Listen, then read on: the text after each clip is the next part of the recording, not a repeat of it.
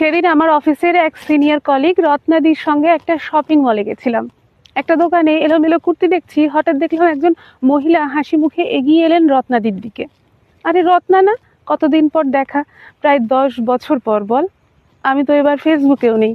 এদের কথার ধরন শুনে বুঝলাম বোধহয় ওই ভদ্রমহিলা রত্নাদির স্কুল অথবা কলেজের বন্ধু।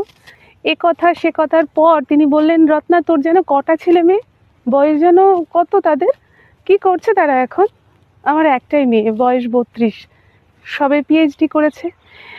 একটা কলেজের লেকচারার, হাসি মুখে বললেন রত্নাদি। সে কি রে, 32 বছর বয়স তো অনেক, কবে বিয়ে দিবি?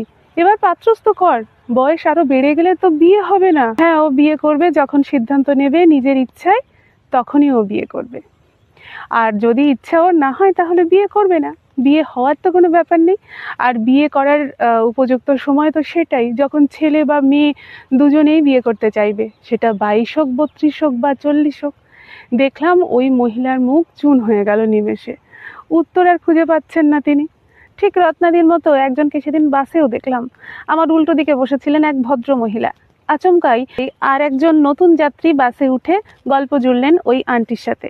দ্বিতীয় মহিলা বললেন, কি গো নির্মলাদি, তোমার ছেলে বৌমার তো বিবাহবার্ষিকীর ছবি দেখলাম ফেসবুকে, কত বছর হলো গো? বললেন 6 বছর।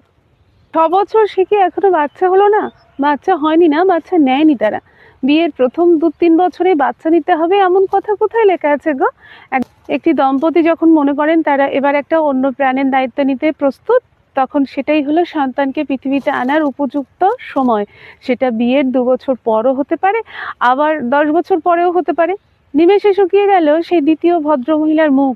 আসলে অন্যের জীবনের ব্যক্তিগত পরিসরে ঢুকে নাক গলানো মানুষদের যোগ্য জবাব দেওয়ার জন্য রত্নাদির মতো মা বা বাসের নির্মলা আন্টির মতো মায়েদের দৃষ্টিভঙ্গি আমাদের সমাজে আজকে খুব বেশি প্রয়োজন।